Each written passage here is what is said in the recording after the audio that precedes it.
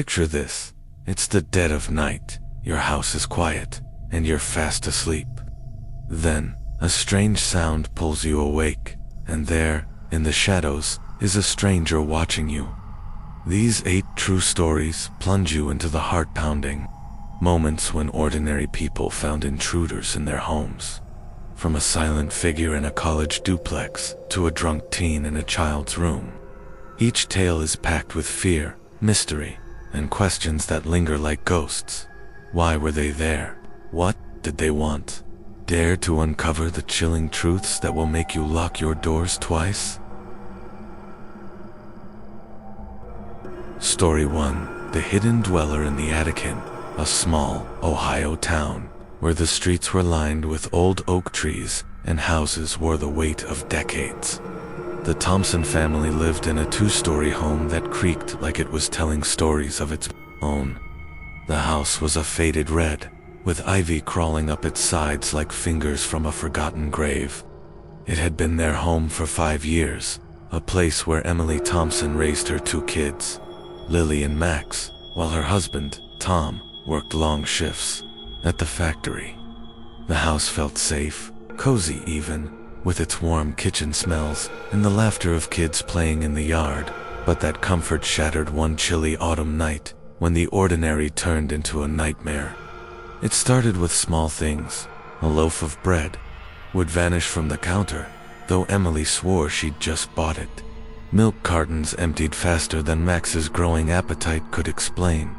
At night, the family heard bumps and thumps from the attic, like squirrels scurrying or old pipes settling. Tom checked once, climbing the rickety pull-down ladder, but found nothing but dusty boxes and cobwebs.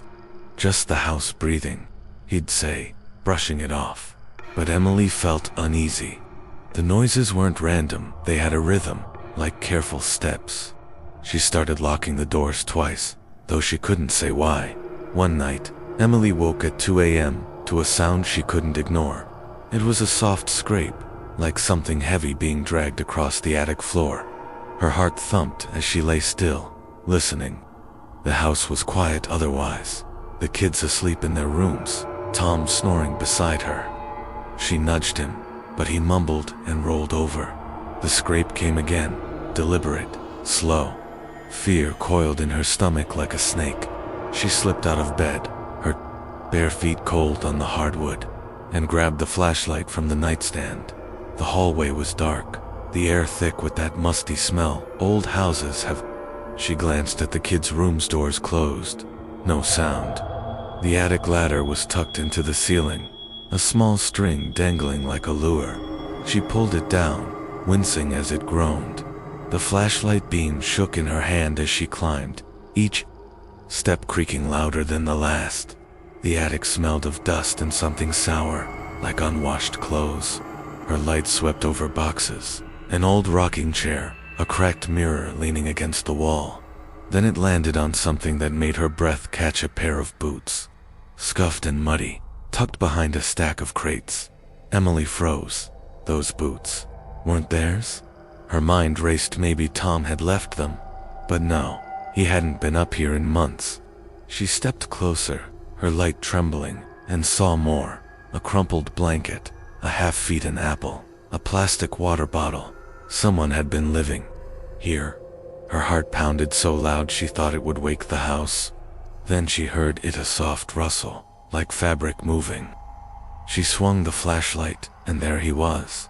A man, curled up in the corner, his eyes glinting like a trapped animal's. He was thin, his face gaunt, with tangled hair and a beard that looked like it hadn't seen a razor in months. His clothes were dirty, a torn jacket and jeans that hung loose. He stared at her, unblinking, and for a moment, neither moved. Emily's scream stuck in her throat. She wanted to run, but her legs felt glued to the floor. "Who are you?" she finally whispered, her voice shaking. The man didn't answer. He just watched, his eyes dark and hollow, like windows to a place no one should go. Then he moved, fast, scrambling toward the ladder. Emily stumbled back, her flashlight dropping with a clatter. She heard him thud down the ladder, his steps echoing through the house. By the time she reached the hallway, the front door was swinging open, cold air rushing in. He was gone. Tom woke to her shouts, the kids crying as they stumbled out of their rooms. Emily called the police, her hands shaking so bad she could barely dial. When the officers arrived, they searched the attic and found more traces of the stranger. Empty food wrappers, a torn backpack, a notebook filled with scribbled words no one could read. He'd been living there for weeks, they guessed, sneaking in through a loose attic window they hadn't noticed. He'd been watching them, maybe through the vents, listening to their lives while they slept. The police never caught him. They said he was likely homeless, desperate for shelter, but that didn't ease the terror. Emily couldn't shake the image of his eyes, like they held secrets too dark to name. The house felt different now, tainted. Every creak was his footsteps, every shadow his shape. The kids refused to sleep alone, and Tom started checking the attic daily, though he found nothing new. The town had its share of ghost stories, old tales of restless spirits tied to the land. The Thompsons' house was built on what used to be a boarding house, one that burned down long ago under strange circumstances. Locals whispered about lost souls, drawing in wanderers, like moths to a flame. Emily didn't believe in ghosts, but she couldn't deny the chill that lingered in the house, the feeling of being watched even when she was alone. She thought about the cosmos sometimes, how vast and uncaring it was. This stranger, whoever he was, felt like a piece of that vastness, something unknown that slipped into their small, safe world. The horror wasn't just that he'd been there, eating their food, sleeping above their heads. It was the why. What did he want? Was he just lost? Or was there something darker, something that saw their home as a stage for his own twisted play? They moved a year later, unable to shake the feeling that the house wasn't theirs anymore. The attic stayed locked, the window bolted shut, but Emily still dreams of those eyes, glowing in the dark, and wonders if he's out there, hiding in someone else's shadows. It's a true story that claws at your heart, makes you check your locks, and listen to the silence a little too closely. Story 2, The Silent Watcher in the Cabin in the Dense, whispering woods of northern Maine, where pine trees stretched toward a sky thick with stars, and the nearest town was a half-hour drive. Ethan lived alone in a small log cabin. The cabin was old, built by his grandfather in the 1950s, with rough-hewn walls, a stone fireplace, and windows that rattled in the wind. Ethan, a 30-year-old writer, had moved there a year ago, seeking quiet to finish his novel. He loved the solitude, the smell of pine, the crackle of the fire on cold nights. But one freezing January night, that solitude turned to terror, and the cabin became a cage for a nightmare he couldn't escape. Ethan was careful, a habit from his city days.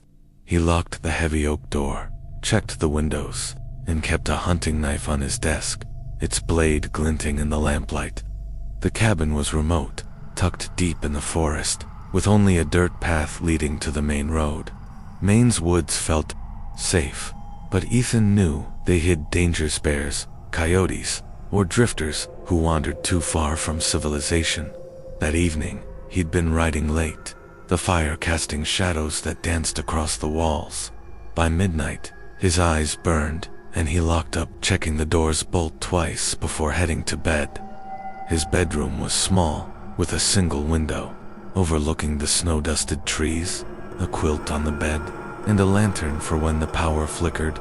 The night was still, the only sound the soft howl of the wind through the pines. Ethan fell asleep quickly, lulled by the cabin's warmth and the distant hoot of an owl. But at 3:22 a.m., something yanked him awake, a feeling, sharp and cold, like ice in his veins. His eyes opened, his heart thumping, the room dark except for a faint glow from the snow outside. He lay still, listening, his breath shallow. The cabin was quiet, but it was the kind of quiet that felt alive, like it was waiting.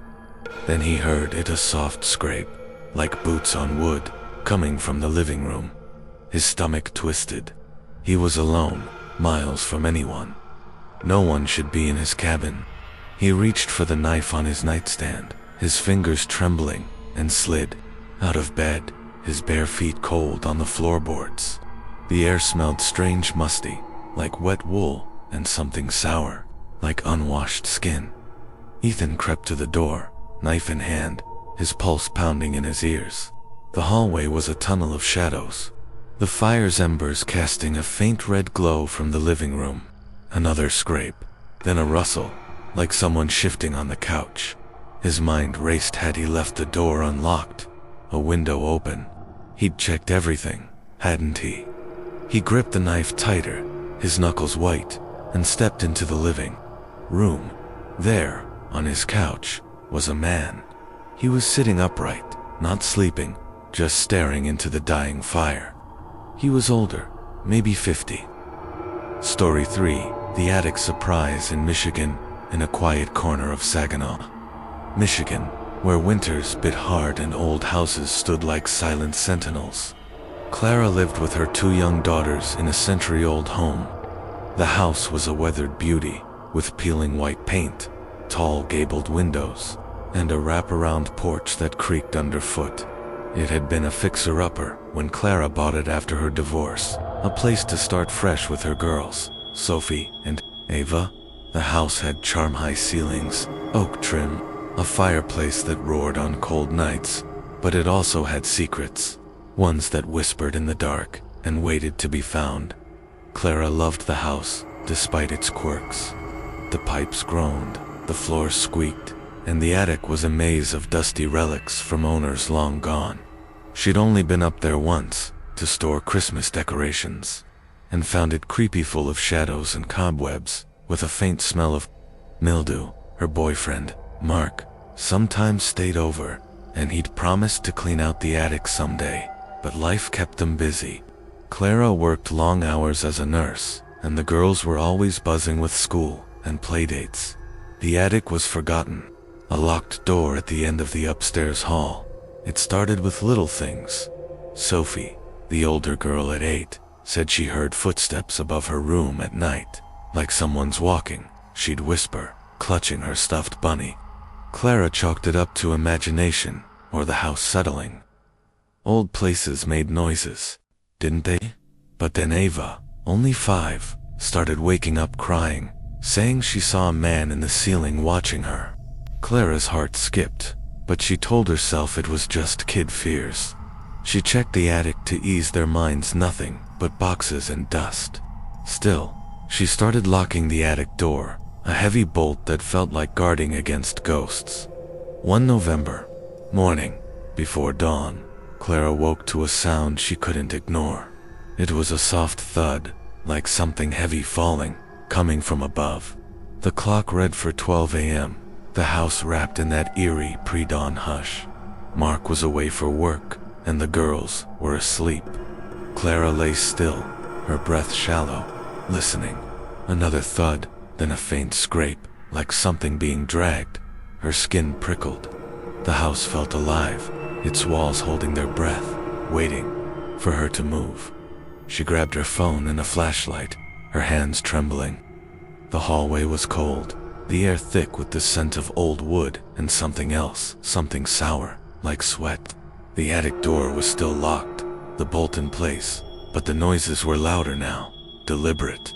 Clara's mind raced. Maybe it was Mark, surprising her early.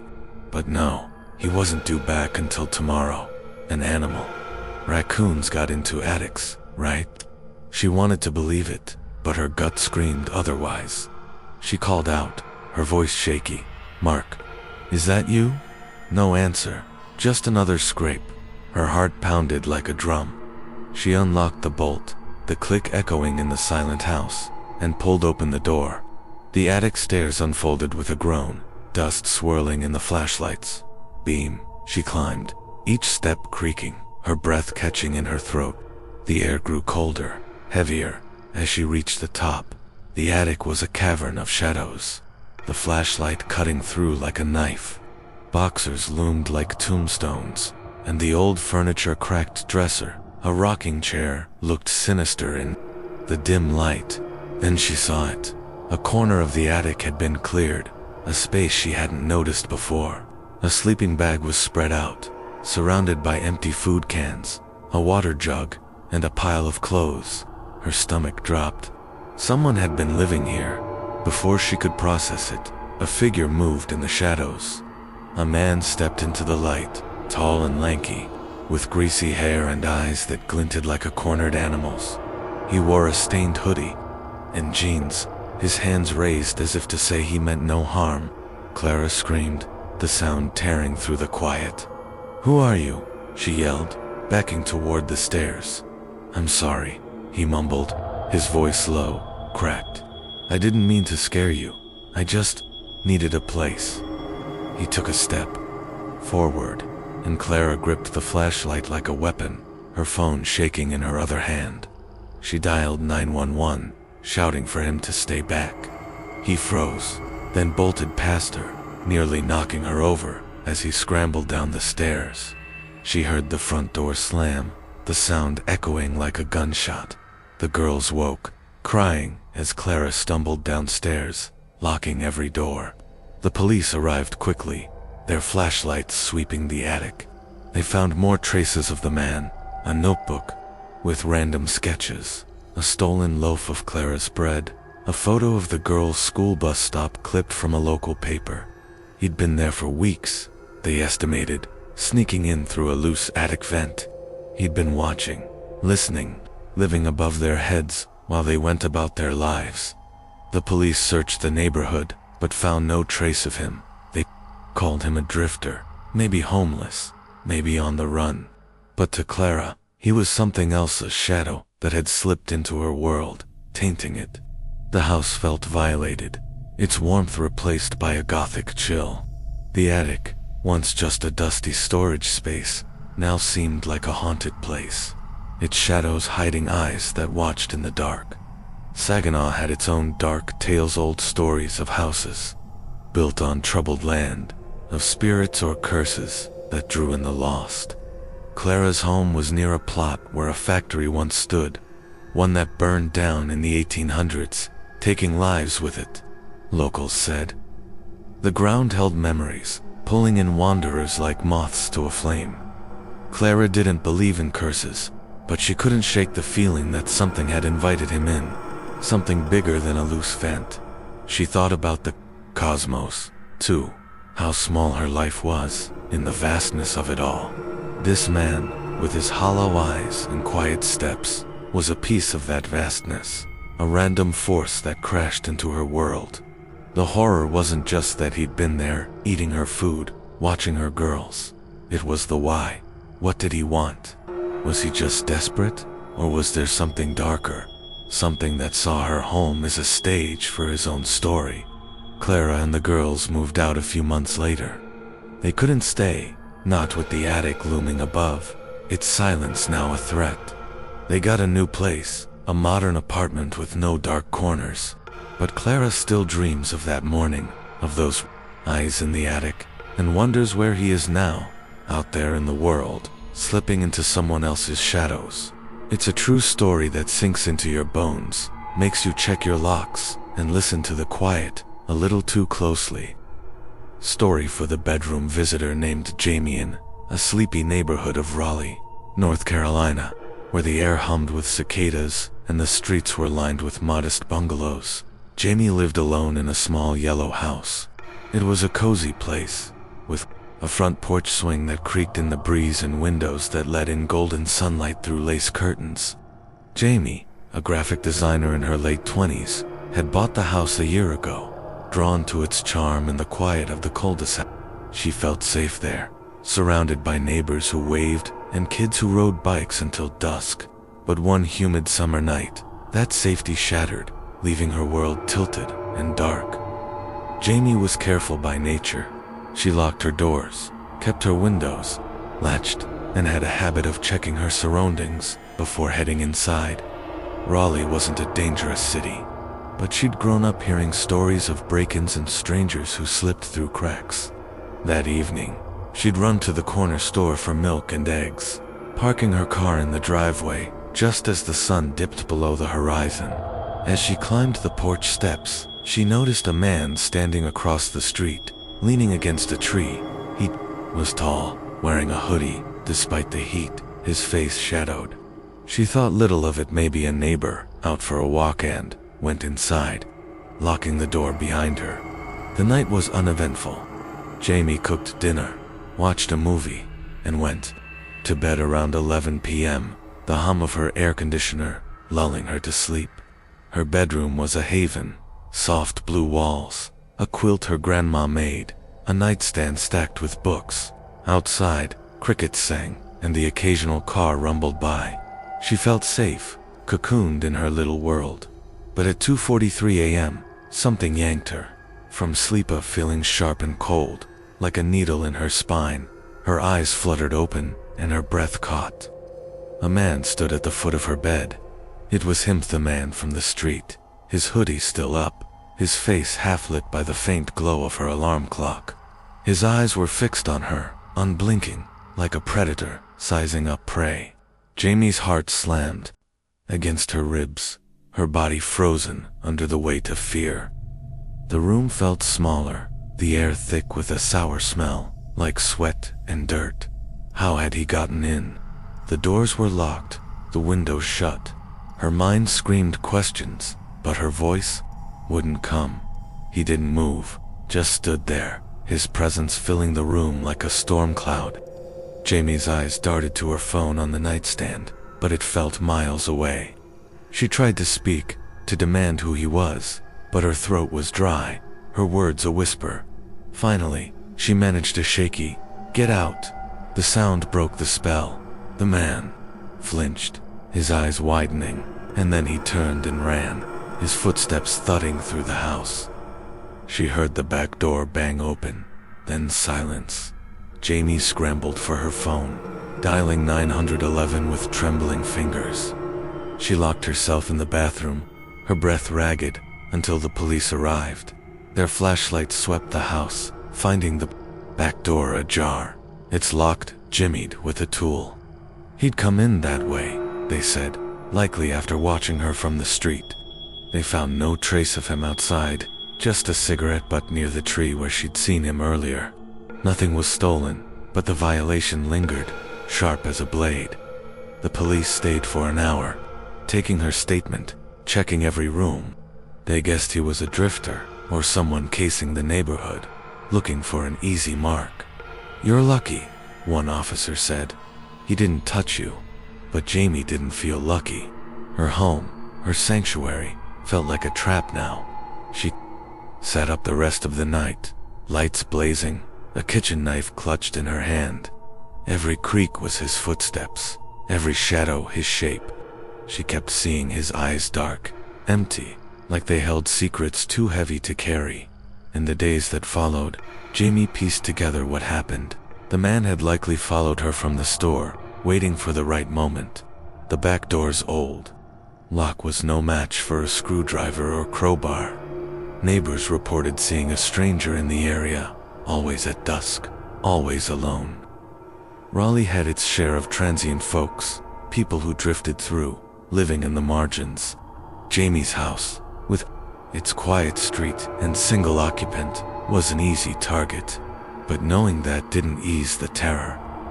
He'd been in her bedroom, watching her sleep, close enough to touch. The house took on a Gothic air after that. The lace curtains, once pretty, now seemed like ghostly veils. The porch swing's creak was a warning, not a comfort. Jamie started hearing things, whispers in the walls, footsteps that weren't there. She checked the locks obsessively, installed a security system, and got a dog, a scrappy terrier named Scout, who barked at every noise. But the fear clung to her, a shadow that followed her from room to room. Raleigh had its own dark stories, tales of old houses and restless spirits. Jamie's home was built on land that once held a boarding house, one that burned down in the 1900s under murky circumstances. Locals whispered about curses, about places that drew in lost souls. Jamie didn't believe in ghosts, but she couldn't shake the feeling that something had called him to her house, something beyond a random whim. Those eyes, they weren't just lost. They were searching, hungry for something she couldn't name. She thought about the cosmos sometimes, how vast and uncaring it was. This man, whoever he was a speck in that vastness, a random force that crashed into her life. The horror wasn't just that he'd been there, standing over her as she slept. It was the what ifs. What if she hadn't woken? What if he'd stayed? What if he came back? The questions gnawed at her, turning every night into a battle against her own mind. Jamie stayed in the house, though she thought about selling. She reinforced the doors, added deadbolts, and kept Scout close. But the memory lingered like a stain. She still sees those eyes in her dreams, glowing in the dark, and wonders where he is now, there in the world, watching someone else's window. It's a true story that sinks into your soul, makes you check your doors twice, and listen to the silence with a racing heart. Story 5. The Wrong House. Wake up in a small, foggy town called Ludington, Michigan, where Lake Michigan's waves whispered against the shore, and old houses stood like weary guardians. Ellen woke to a nightmare that wasn't her own. Her life was simple: a librarian in her late 30s, living alone in a rented cottage with peeling green paint and windows that rattled in the wind. The house was old, built in the 1880s, with narrow halls and a faint smell of damp wood. Ellen loved its quirks: the creaky stairs, the fireplace that smoked more than it warmed, the way it felt like a storybook. But one cold March morning, that storybook turned into a tale of dread, one that left her questioning her own mind. Ellen had always been cautious. She locked her doors, kept her curtains drawn at night, and carried a small can of pepper spray on her keychain. Ludington was a safe place, a town where folks left their bikes unlocked and waved to strangers.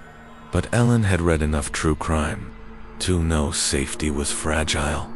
That night, she'd gone to bed early, exhausted from a long day at the library. She'd locked the front door, checked the windows, and fallen asleep to the sound of distant waves. Her bedroom cozy with a quilt and a single lamp glowing softly. At 4:03 a.m., Ellen woke with a start, her heart racing before she knew why. The room was rung too small, the ceiling too low, the air heavy with a strange, musty smell. She blinked, disoriented, her eyes adjusting to the dim light. The walls were covered in floral wallpaper she didn't recognize, peeling at the edges. A dresser stood in the corner, cluttered with photos of people she'd never seen: an elderly couple, a young boy, a family at a picnic.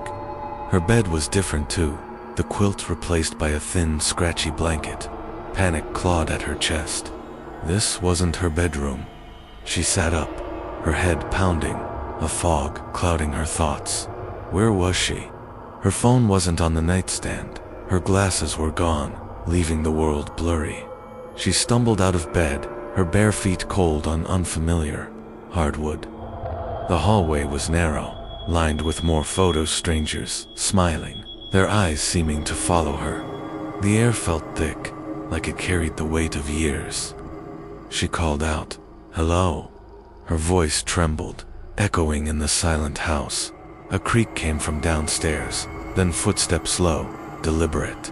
Ellen's heart lurched. She crept toward the sound, her hands shaking, feeling her way along the wall. The stairs groaned under her weight, each step amplifying her fear. In the living room, she saw him, an old man, frail and stooped, standing by a worn armchair. He held a mug, his eyes wide with shock. "Who are you?" he demanded, his voice quavery but firm. "What are you doing in my house?" Ellen froze, her mind spinning. "Your house?" she whispered. "This isn't. I don't." She looked around, seeing a cluttered room filled with old furniture, a ticking grandfather clock, a faded rug. This wasn't her cottage. She didn't know this man, this place. Her legs wobbled, and she grabbed the banister to steady herself. "I'm Ellen," she said, her voice breaking. I don't know how I got here." The old man, his name was Harold. She'd later learn softened, slightly, but his eyes stayed wary. He set the mug down, his hands trembling. "You were in my guest room," he said. "I heard you moving around. Thought you were a burglar." He pointed to a phone on the wall. "I'm calling the police unless you explain yourself." Ellen's mind was a fog, but pieces started to fit together. She'd gone to bed in her own home, hadn't she? But she couldn't remember the night before, not clearly. Had she walked here? Sleepwalked? Been drugged? Her head throbbed, and her memories felt like scattered pages. She begged Harold to wait, to let her think. He hesitated, then nodded, but kept his hand near the phone. The police arrived within minutes, their flashlights cutting through the pre-dawn gloom. They were kind but confused, asking Ellen questions she couldn't answer.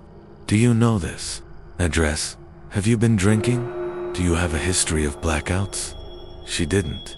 She was healthy, stable, not prone to losing herself. They drove her back to her cottage, just 3 blocks away. Her front door was unlocked, her keys still on the counter. Nothing was missing, but the house felt alien. Its familiar corners, sharp with menace. The doctor she saw later called it transient global amnesia, rare condition where stress or trauma could wipe out hours of memory, leaving a person lost in their own life. Ellen had no history of it, no clear trigger. The police found no signs of foul play, no drugs in her system. They guessed she'd sleepwalked, somehow entering Harold's house through an unlocked side door. But Ellen wasn't so sure. The fog in her mind felt deeper, like something had pulled her out of her own life and dropped her into another. The house took on a Gothic chill after that. The creaky stairs sounded like whispers, the fireplace's smoke curling like ghostly fingers. Ellen started seeing shadows in her peripheral vision, feeling eyes on her even when alone. She checked her locks obsessively, installed a security camera, and slept with a light on. Luddington's history didn't help. Tales of shipwrecks on the lake, of lost sailors whose spirits wandered the shore. Her cottage was near an old boarding house that burned down in the 1890s, and locals swore the land held memories, drawing in those who were lost in more ways than one. Ellen thought about the cosmos, how vast and unknowable it was. Her own mind, a small universe, had betrayed her, leaving her a stranger in a stranger's home. The horror wasn't just waking up in the wrong house, it was the loss of herself, the blank space where her memory should have been. What if it happened again? What if she wandered farther, into danger?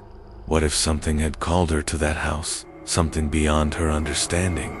She stayed in the cottage, though she considered moving. She saw a therapist, took medication to ease the anxiety, and kept a journal to anchor her days. But the memory of that morning lingered, a Gothic nightmare of peeling wallpaper and unfamiliar faces, a cosmic dread of her own mind's fragility. She still sees Harold sometimes, at the grocery store, his eyes kind but wary, and she wonders if she ever know why she woke in his house, a stranger to herself. Story 6: The Duplex Intruder. At night in the heart of Savannah, Georgia, where Spanish moss draped oak trees like ghostly veils and historic homes whispered tales of the past. Mia lived in a creaky old duplex.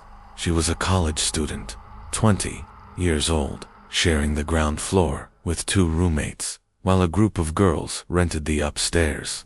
The duplex was a relic, built in the 1890s, with warped wooden floors, tall windows that rattled in the humid breeze, and walls that seemed to hum with secrets. Mia loved its charm, the way the light filtered through stained glass, the smell of old wood, the sense of living in a piece of history. But one sultry August night, that charm turned to terror, and the duplex became a stage for a nightmare. Mia was cautious by nature, a habit born from growing up in a big city before moving to Savannah for school. She always locked the front door, checked the windows, and kept a small pocket knife in her bedside drawer. The duplex had its quirks, creaks at night, shadows that danced in the corners, but it felt safe enough, nestled in a quiet neighborhood, where tourists wandered by day and crickets sang by night. Her roommates, Jess and Tara, were less careful, often leaving the back door unlocked or forgetting to latch the windows. Mia nagged them about it, but they laughed it off, saying Savannah was too sleepy for trouble. That night, Mia went to bed early, exhausted from a long day of classes and a shift at the campus coffee shop. She locked the front door herself, double-checking the bolt, and fell asleep to the hum of her fan, the air thick with summer heat. Her bedroom was small, cluttered with books, posters, and a string of fairy lights that cast a soft glow. Outside, the street was quiet, save for the occasional rustle of leaves or a distant dog barking. At 3:14 a.m., Mia woke with a jolt, her heart pounding before she knew why. The room was dark, the fairy lights off, but a sliver of moonlight slipped through, the curtains painting the floor in silver. She lay still, listening, her breath shallow. The house was too quiet, the kind of quiet that feels like it's hiding something. Then she saw him, a man standing at the foot of her bed, his silhouette tall and lean against the window's glow. He was motionless, his face shadowed, but she felt his eyes on her, heavy and unblinking. Her body froze, every muscle locked in fear. Her heart slammed against her ribs, loud enough she thought he'd hear it. The air felt colder, charged, like the moment before a storm. Who was he? How had he gotten in? The front door was locked. She'd checked it herself. Her mind raced through possibilities. A prank, a roommate's friend, a dream. But no, he was real. His presence, a violation that made her skin crawl. She could smell him now, faint whiff of sweat and cigarette smoke, sour in the humid air. Mia's hand crept toward the bedside drawer, her fingers brushing the pocket knife. She wanted to scream, to run, but her voice was trapped in her throat. Finally, she forced out a shaky, "Who are you? Get out." Her words cut through the silence like a blade. The man flinched, his head jerking slightly, and then he moved fast. He turned and bolted out the door, his footsteps pounding down the hall. Mia heard the front door slam, the sound echoing through the duplex like a gunshot. She scrambled out of bed, knife in hand, and flicked on the light. Her room looked untouched, but the air felt wrong, tainted. She ran to the living room, where Jess and Tara were stumbling out of their rooms, bleary-eyed and confused. "What was that?" Jess asked, her voice high with panic. Mia told them what happened, her words tumbling out in a rush. They checked the house together, hearts racing, finding the front door ajar, its lock still engaged, but useless against whatever tool he'd used to slip inside. The police arrived within minutes, their flashlights sweeping the dark street. They searched the duplex, finding no trace of the man, no fingerprints, no belongings, just a faint scuff of mud on the porch. The back door, they noticed, was unlocked, likely left that way by one of the upstairs girls. Probably a drifter, an officer said, looking for a place to crash or steal. But nothing was taken, not Mia's laptop, not her purse on the counter. The police took her statement, advised better locks, and left, but the fear stayed, coiling in Mia's chest like a snake. The duplex felt different after that. Its charm turned sinister, its creaks and groans no longer quaint, but menacing. The stained glass cast eerie shadows, the walls seemed to whisper at night, and the fairy lights in Mia's room flickered like they were alive. She couldn't sleep, her eyes darting to the door, expecting to see him again, those unseen eyes, watching from the dark. She started sleeping with the knife under her pillow, checking the locks a dozen times before bed.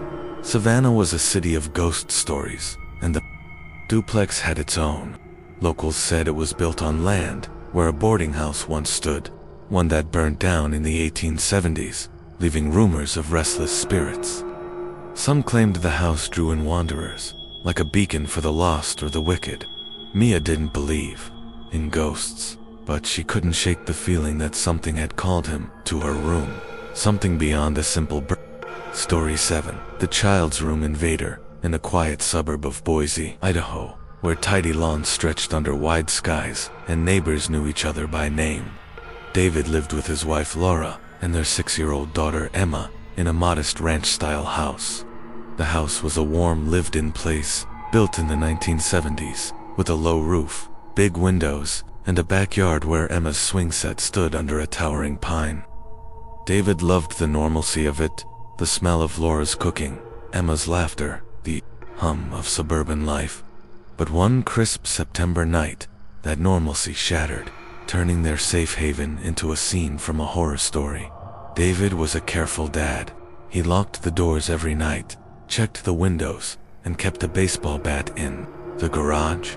Boise felt safe, a place where kids played outside until dark and crime was just something on the news. Still, David had a father's instinct, always scanning for threats to his family. That evening, he'd been up late, playing a video game. In the living room, the glow of the TV casting flickering shadows on the walls.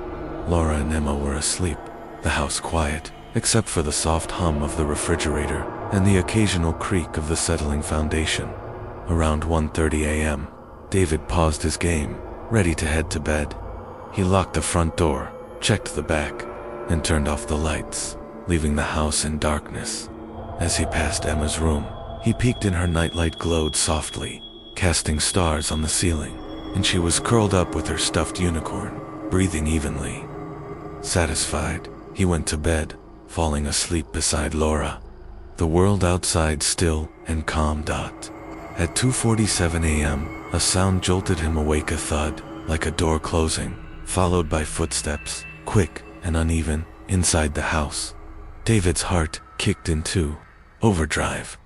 He sat up, listening, his ears straining in the dark. The footsteps weren't Laura's soft shuffle or Emma's light patter. They were heavy, clumsy, coming from the hallway. He nudged Laura, whispering, "Someone's in the house." Her eyes snapped open, wide with fear, as she grabbed her phone.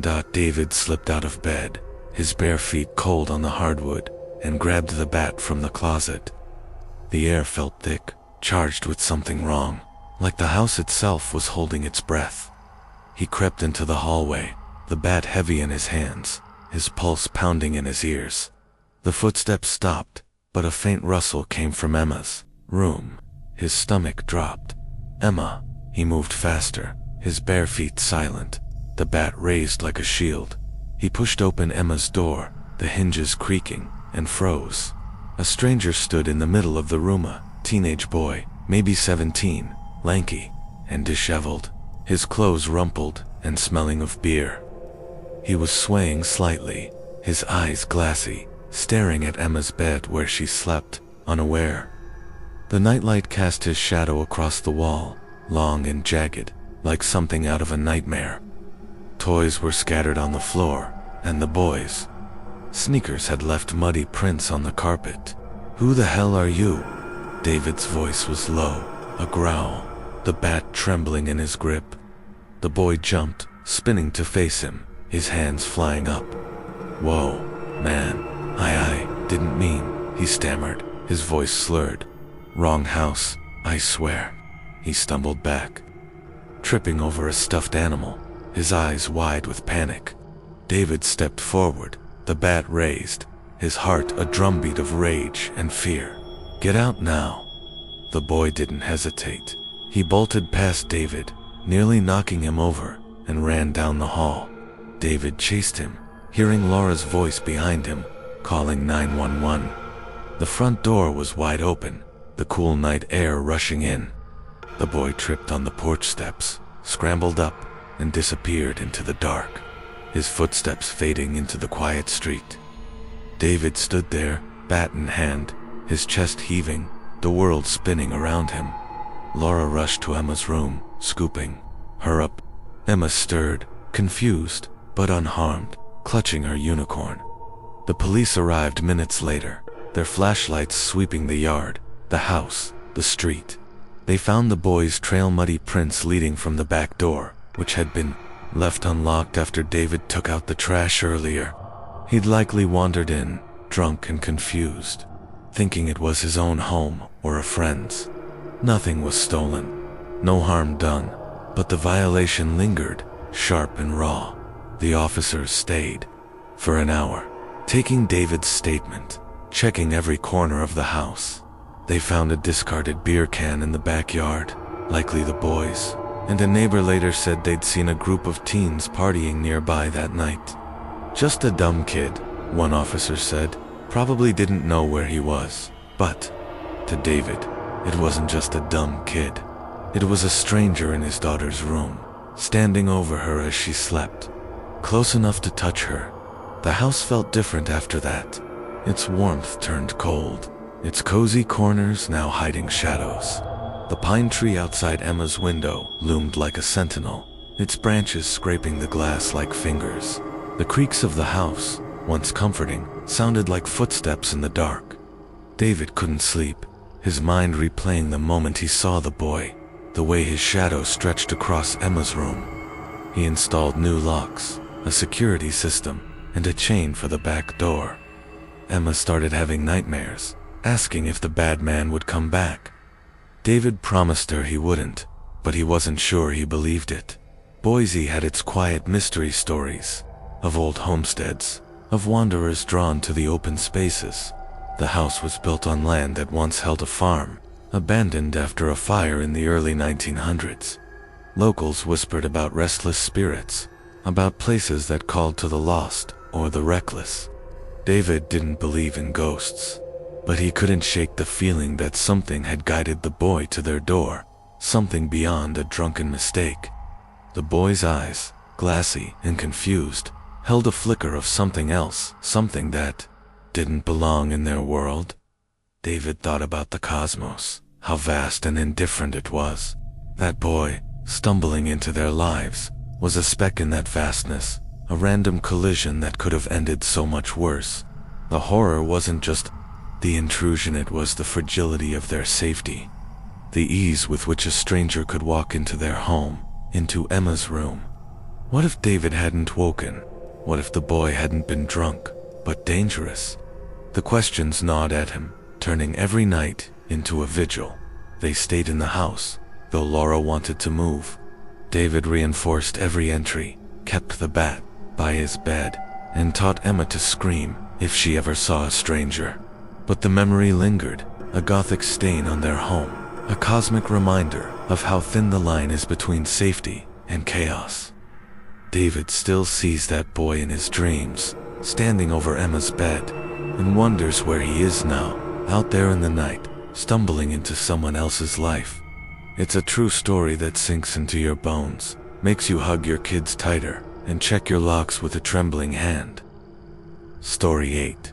The Whispering Shadow in the Old Duplex. It was a warm night in Florida, the kind where the air sticks to your skin like a bad dream. I lived in a small duplex downtown, close to my college. The building was old, with creaky floors and walls that seemed to hold secrets from years gone by. My roommates and I shared the bottom floor, and some girls lived up top. We always told them to lock the front door tight, because even in a safe town, you never know who might wander in. That night, I went to bed early. Classes had worn me out, and I fell asleep fast, the fan humming like a soft song. Around 3 in the morning, something pulled me from sleep. My eyes opened slow, and there he was, a tall man standing at the foot of my bed. He wore dark clothes, his face hidden in shadows. My heart jumped like a scared rabbit. I thought it was a dream at first, but no, he was real. He just stood there, watching me. I froze, my body heavy with fear. The room felt colder, like the air had turned to ice. The man didn't move, but I could hear his breath, slow and steady. My mind raced. How did he get in? The front door was locked, or so I thought. Maybe the girls upstairs forgot again, or maybe he climbed through a window, silent as a ghost. I sat up quick, my voice shaking. "Who are you? Get out." He turned then, his eyes catching the light from the street lamp outside. They looked empty, like holes into nothing. He didn't say a word, just bolted out the door. I heard his feet pound down the stairs, Then the front door slammed shut. My roommates woke up from the noise. We checked the house, hearts pounding. Nothing stolen, but the fear stuck like glue. The police came later, took my story, but they never found him. They said he might have been on drugs or lost his mind, looking for a place to hide. But I knew better. That look in his eyes, it wasn't just lost. It was hungry, like he wanted something deeper than stuff.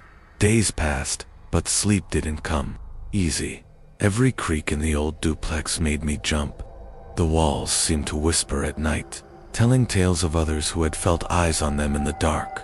I started seeing shadows where there were none, feeling a chill even on hot nights. What if he came back? What if he wasn't alone? The town had its own dark past, told stories of wanderers who vanished, homes that held bad luck. My duplex was built long ago, on land where bad things happened. Folks said spirits lingered, drawing in the lost and the bad. Maybe that's what pulled him in, some force bigger than us, like the stars pulling tides. I thought about cosmic things then, how small we are in the big world. This stranger, he could be anywhere now, part of some vast unknown. His face haunts me, a reminder that safety is just a thin door away from chaos. The horror isn't just the break-in, it's the what-ifs, the endless night where anything can slip in. But life goes on. I moved out soon after, but the memory stays. It's a true tale that chills the bone, makes you lock your doors twice, and wonder who's watching when you sleep.